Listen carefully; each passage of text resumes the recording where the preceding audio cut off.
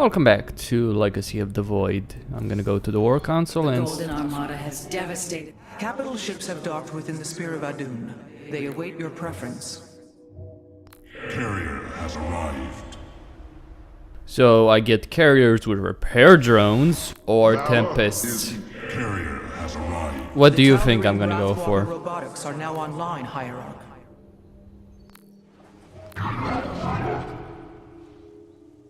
That makes them more powerful in single target, or I can go with the regular Colossus, or I can go Reavers. They're only useful if you get time to actually use them, right?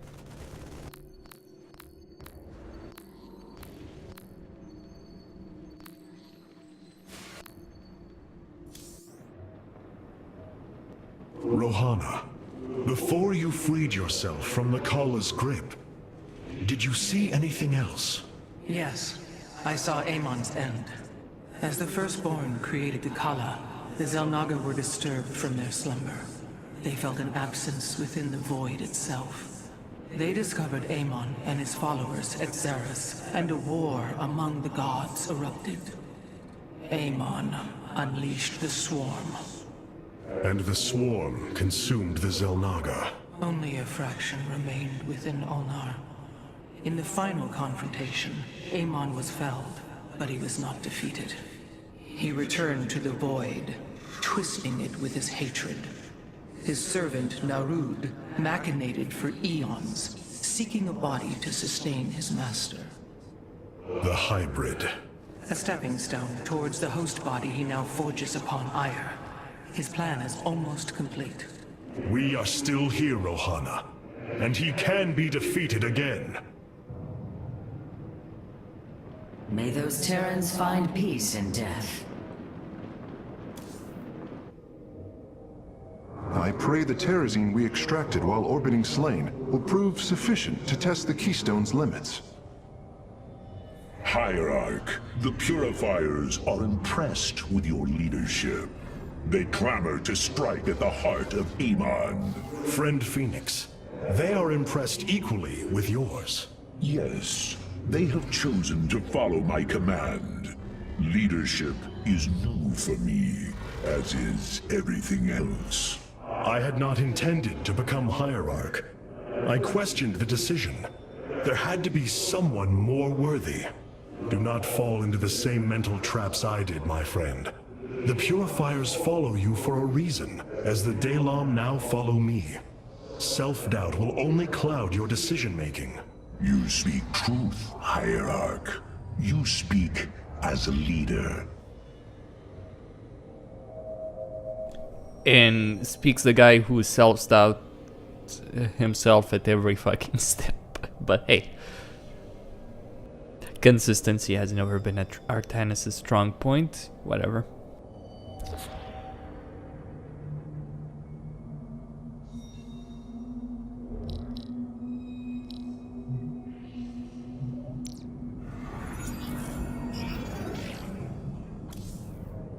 The deeds of a Templar suit you, Karax. For the entirety of my life, I have given myself to the art of creation. My war has been one of design, a battle against obstacles that hinder optimization. I am a faithsmith, and will always be my first calling. But, as times change, those who were not born true Templar can become so through their deeds. Then ready yourself, Templar. You will be needed.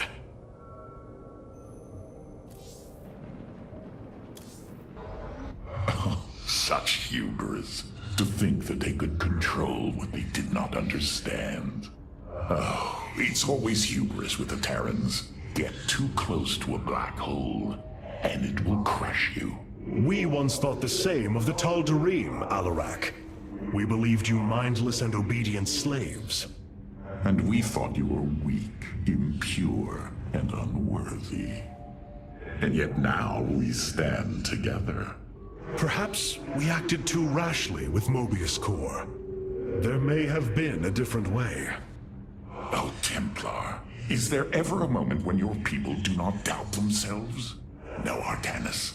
Extermination was the only course. The hybrid leave nothing to save. So after lecturing Phoenix on self-doubt, he proceeds to doubt his own actions. He's a really consistent character, isn't he? So many lost. So much destruction. But there is a glimmer of hope. We will destroy Amon's host body and cast him from the Kala. The Templar shall make our final stand for Aiur.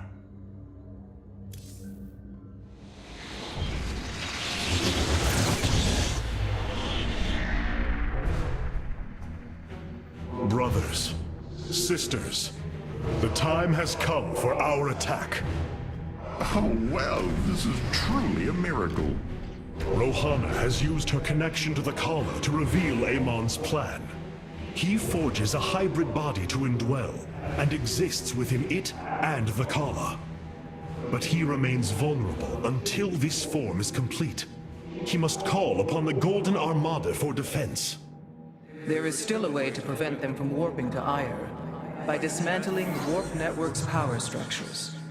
That would grant us the time we need to destroy Amon's hybrid form. Clever.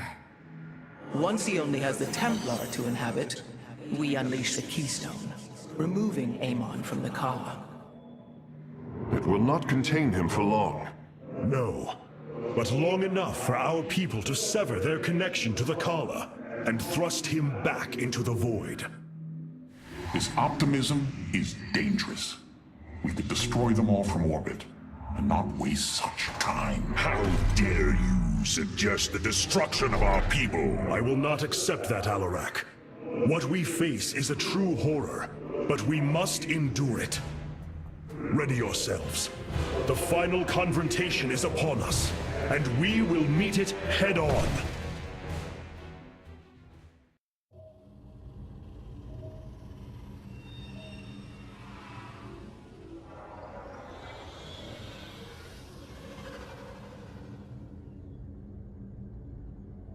I've gathered quite a big fleet, haven't I? Instead of getting one like Raynor did for nothing, I actually earned one as Artanis. The Tal'Darim, the Purifiers, and the remnants of Artanis' forces. Why not bring the fight to Amon? Every moment we linger is a moment wasted. Your people are lost, Artanis. I know you desire to save them, but it will not be done. Our focus should be on Amon's destruction alone. By destroying Amon's body, then liberating my people from the Kala, he will be thrust back into the void. It is a victory we can achieve. It is a folly and a risk we do not need to incur. We should eradicate the Protoss, burn the entire world and all on it. No, Alarak. If we may save my people, it will be done. Do not defy me on this. Of course, I only counsel wisdom. If you do not wish to hear it, I will say no more. The shadow moves against us.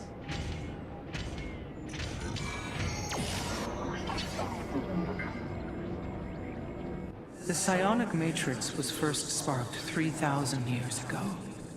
It is strange. Such a joyous event, and I only know of it from what has been recorded in history. I do not feel the memory. I cannot tell you of the joy that Protoss felt as the first pulse charged the psi matrix, or the rush of thoughts that cascaded through the Kala and the minds of the proud Kalai. And yet, we know all that we need to about these times, Rohana. Yes. You must understand, though, to have so little of experience to recall it, my account is capable of flaws, of imperfection. Perhaps this is how our histories should be viewed after all, without certainty, only seen through the era one lives in. Aiur. Some of my people are seeing it for the first time. They were born on Shakuras and have only heard tales of our homeland.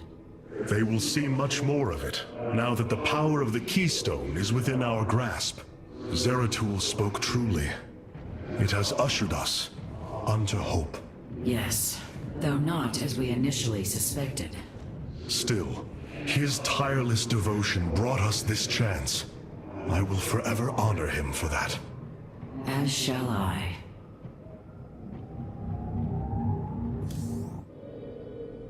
I have such tangible memories of Aiur.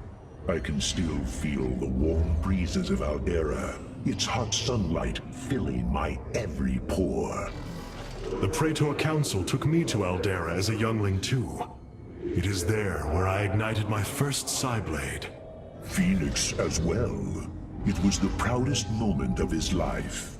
He felt such purpose, such surety of his existence. I look forward to seeing this place he so loved for the first time. Those memories you hold, they are of another place. That world is no more. Then we shall build a better one on top of it. The Keystone is reacting to void energies on the surface of Aiur. But this scale, it can only be... Amon. How long until the Keystone is ready? I do not know. It has only been used like this once before.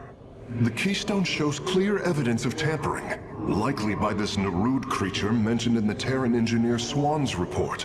It was adapted to drain the void energies within Kerrigan and store them until they could be redistributed to revive Amon. The foundation is there, but it was never intended to house the full energies of a Xel'Naga.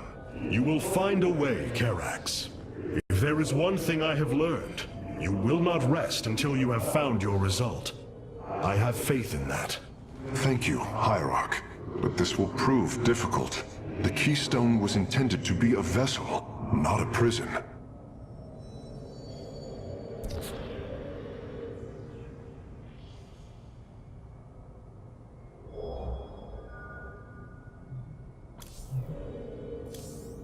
Welcome, Hyrule.